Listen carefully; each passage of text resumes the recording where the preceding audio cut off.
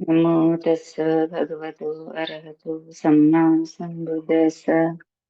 नमो तस्य भगवतो अरहतो सम्मा सम्बुद्धस्स। नमो तस्य भगवतो अरहतो सम्मा सम्बुद्धस्स।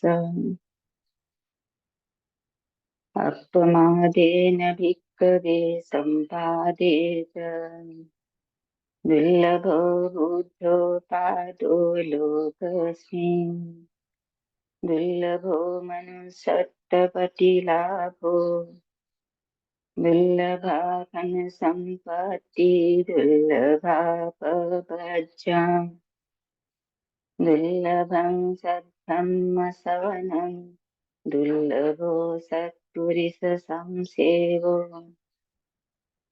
आरभत निक्कमत युञ्जता बुद्धशासने धुनातमञ्जुनो सेयं नलागारं न कुञ्जरो यो इमास्मिन् धम्मविनये अपमत्तो विहेसति पहाय जाति संसारं दुःखं संतं परिष्यति। तर भगवान बुद्ध म्हणतात, भिक्खूनो, तुम्ही तत्परतेने प्रयत्न करा, उत्सुकतेने सज्ज राहून कटिबद्ध राहून प्रयत्न करा. कारण बुद्धाचे होणे दुर्मिळ आहे. मनुष्य जन्म दुर्मिळ आहे. चांगला क्षण येणे दुर्मिळ आहे. उदात्त ऐकणे दुर्मिळ आहे. उदात्त म्हणजे महान, जे योग्य आहे, सत्य आहे, तो धम्म मिळणे दुर्मिळ आहे, कठीण आहे.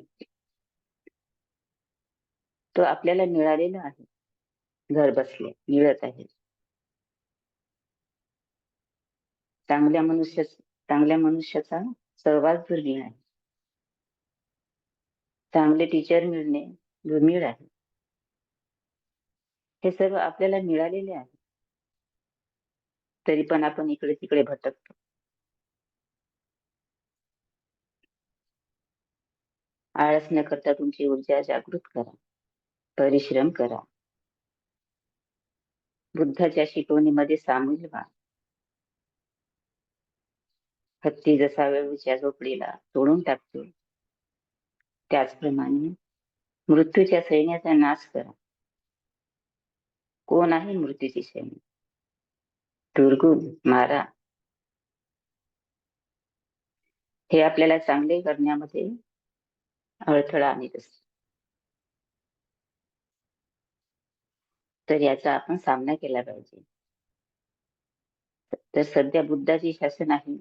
जो कोणीही या धम्मात आणि अनुशासनात तत्परतेने वावरतो, सज्ज होऊन वावरतो, सतर्क राहून वावरतो, जागरूक राहून आणि समाधानी राहून वावरतो. तो या अस्तित्वाच्या फेऱ्यात, या संसाराच्या फेऱ्यात जन्म तर घेईल आणि दुःखाचा अंत करेल, ते दुःख नष्ट करेल. तर अपमाद म्हणजे जागरूकता आहे. हे सर्व आपल्याला जागृत राहून करायचं आहे. अपमाद हा शब्द खूप महत्वाचा आहे. म्हणून आपण सर्व जागृत असणे, सतर्क असणे, समाधानी असणे, माइंडफुलनेस असणे खूप महत्वाचे आहे. तर नेमके माइंडफुलनेस म्हणजे काय? बऱ्याच जणांना प्रश्न पडतो. कुणी माइंडफुलनेस म्हणजे मौन राहायचे समजतात. तसे नाही आहे. माइंडफुलनेस म्हणजे जागरूकता. अपमाद, माइंडफुलनेस, सती हे सर्व एकच शब्द आहेत. जागरूकता, माइंडफुलनेस म्हणजे जागरूक. आपण समजा घरातले कामं करत आहोत, समजा भांडे घासत आहोत, आणि भांडे घासताना आपण त्याच पॅनकडे लक्ष दिलं पाहिजे की मी भांडे घासत आहे, तर आपले भांडे पण साफ होतील. कळत म्हणजे दुसरे विचार नाही तर त्याकडेच लक्ष दिले तर फक्त तिकडेच लक्ष असलं पाहिजे. भांडे चमकायला लागतील, स्वच्छ होतील. स्वयंपाक करताना पण माइंडफुलनेस असले पाहिजे. म्हणजे स्वयंपाकांना पण म्हणजे त्यामध्येच आपण लक्ष केंद्रित केलं पाहिजे.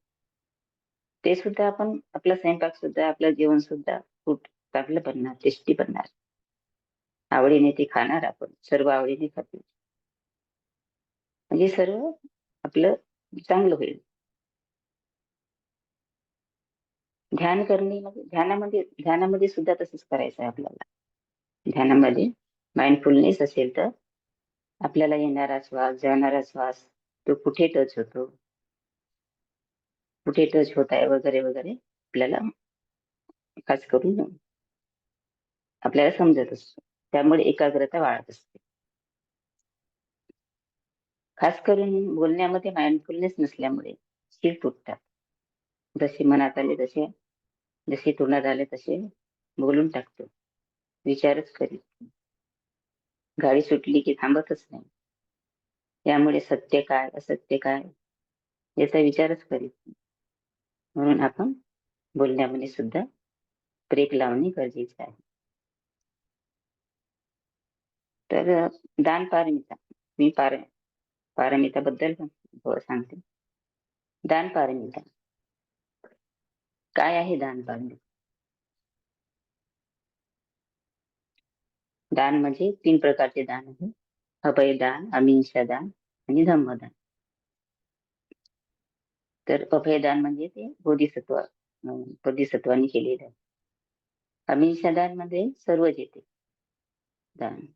पेशंटना दान, गरजूंना दान, भंतेना दान, काही आवश्यक ठिकाणी असलेले दान, गरिबांना दान, म्हणजे सर्व असे दान करायचे. ते कसे करायचे? तर फळाची अपेक्षा न करता, फळाची अपेक्षा न करता आपल्याला ते करायचे. तर ते फळ आपापच मिळत असते.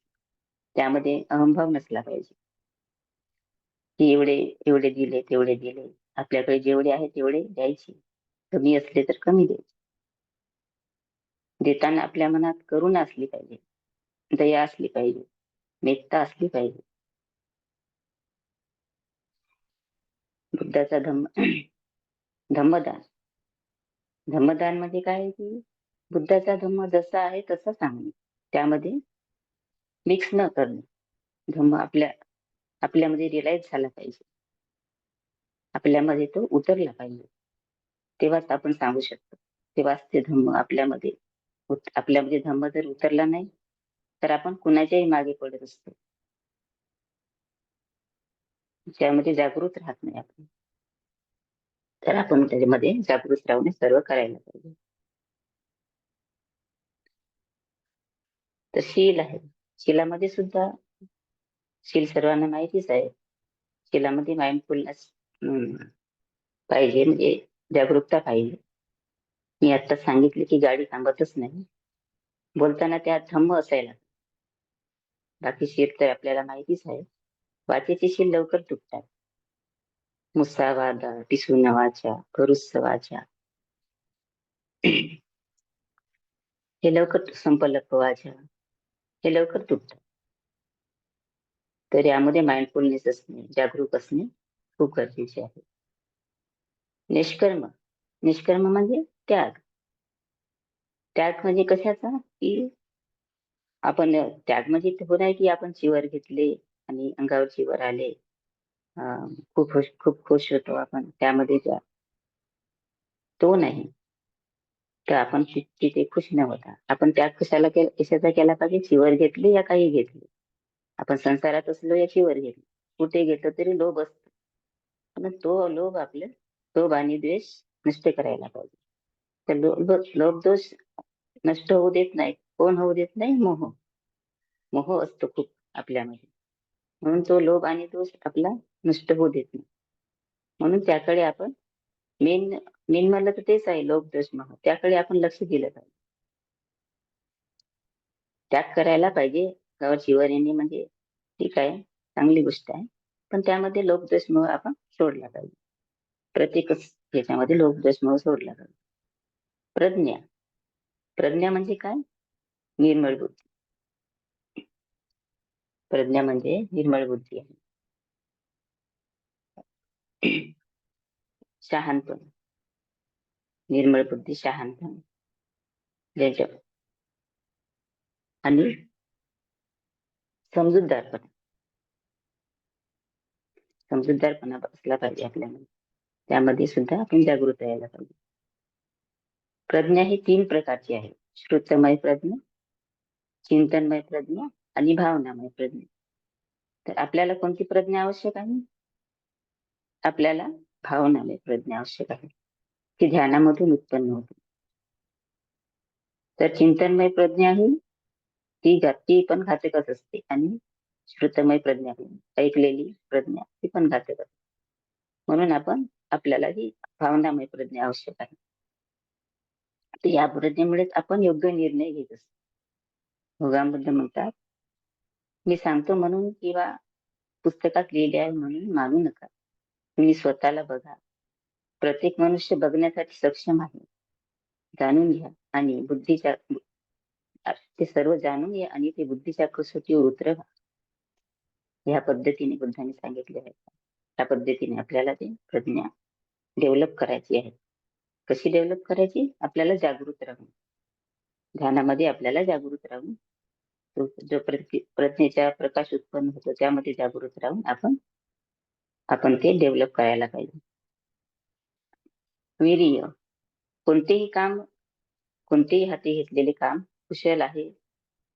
जे कुशल आहे ते सामर्थ्यानिशी करीत असते. ते सामर्थ्यानिशी करणे, बलपूर्वक करणे, ते बलपूर्वक करत राहणे, आळस न करता ते करीत राहणे. संयम, संयम म्हणजे काय? की मनावर ताबा असणे. मनावर ताबा नसला म्हणजे इकडे तिकडे पळत सुटते, मन इकडे तिकडे पळत सुटते. प्रत्येक बाबतीतच असते. शरीर असो, ध्यान असो, आपल्याला त्यावर संयम असायला पाहिजे, माइंडफुल असायला पाहिजे आणि जागरूक असायला पाहिजे. त्यामध्ये सर्व नसले तर ते संयम राहत नाही. जागरूकता नसली तर संयम राहत नाही. जागरूकता पण आवश्यक आहे. सत्य म्हणजे खरे बोलणे, खरे सांगणे. आपल्यावर कोणतीही वेळ आली तरी, कशीही वेळ आली तरी आपण खरे बोलणे सोडले नाही पाहिजे. ह्यासाठी आपण माइंडफुलनेस पाहिजे, कारण आपण बगर माइंडफुलनेस हे पाळू शकत नाही. काही ना काही कुठं निघूनच जातं. बगर माइंडफुलनेस पाहिजे आणि संयम पण पाहिजे. याच्यामध्ये संयम पण आवश्यक आहे आणि जागरूकता पाहिजे, समाधान पाहिजे. खरे बोलणे आणि शांत राहणे हे त्यासाठी दोनच उपाय. अधिष्ठान म्हणजे एवढ्या तासात मी एवढ्या वेळात पूर्ण झाले पाहिजे. जसे की ध्यान 1 तास बसणार, 2 तास, 3 तास बसणार, नाही मला करायचंच आहे. तर या उद्देशाने आपण माइंडफुलनेस राहून, सतर्क राहून, जागृत राहून आपल्याला ते करायचं आहे. ते पूर्णत्वास न्यायचं आहे.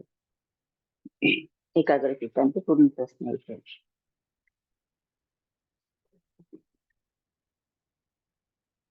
मला जोपर्यंत ज्ञान प्राप्त होत नाही, भगवान बुद्धाचं अधिष्ठान काय होतं की मला जोपर्यंत ज्ञान प्राप्त होत नाही तोपर्यंत मी इथून उठणार नाही. तर आपल्याला सर्व ते ऐकून मिळालेलं आहे. आपल्याला काही नाही, फक्त करायचंच आहे. आपल्याला शोध लावला आहे, भगवान बुद्धांनी शोध लावलेला आहे. तर आपल्याला फक्त करायचं आहे एकाग्रचित्त. मैत्री म्हणजे मनुष्याप्रतीच नव्हतं, सर्व प्राणी मात्राविषयी, देवता, मनुष्य, अमनुष्य, प्राणी, सर्व प्राण्याविषयी आपल्याला मैत्री भाव बाळगायचा आहे. शत्रूविषयी सुद्धा आपल्याला, दुसऱ्याविषयीच नाही तर शत्रूविषयी सुद्धा आपल्याला बाळगायचं आहे. म्हणजे मैत्री करायचं. तर आपण हे सर्व चांगल्या रीतीने आपण एकाग्रतेत साधून समाधान, त्याचे समाधान म्हणून समाधानी राहून, समाधानी पाहिजे त्याच्यामध्ये, समाधान खूप आवश्यक आहे. तर समाधानी राहून आपण ते सर्व करायला पाहिजे. तर हेच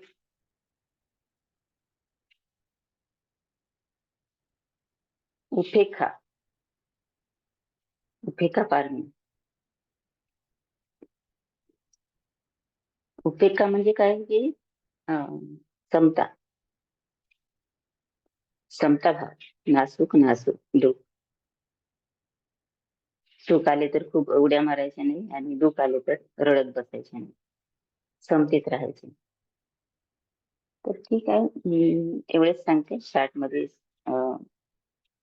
सध्या पहिली वेळ आहे, मी स्टार्ट मध्ये सांगत आहे, स्टार्ट मध्ये सांगते, एवढ्यातच मी थांबवते. साधू साधू साधू. साधू साधू साधू. आर्याजी मेरिट शेअर कराल का? हो हो. तर सब्बतीय विवर्जन्ति सब्ब रोगो विनाशतो माते भवन्तु अंतराय सुखी दीर्घायुको भव भवतु सब्ब मंगलम रक्षन्तु सब्ब देवता सब्ब बुद्धानुभावेन सदा सुखी भवन्तु ते भवतु सब्ब मंगलम रक्षन्तु सब्ब देवता सब्ब धर्मानुभावेन सदा सुखी भवन्तु ते भवतु सब्ब मंगलम रक्षन्तु सब्ब देवता सब्ब संघानुभावेन सदा सुखी भवन्तु ते अभिवादनशीलेस्स नित्यं वर्धापचारिणो चत्तारो धम्मं वर्धन्ति आयुर्वन्नो सुखं बलम् आयु आरोग्य संपत्ति सर्ग संपत्ति नेवच अतो निब्बान संपत्ति इमिनाते समीक्षतु सर सर सुखी होन्तु निब्बान पच्चे केरवन सर.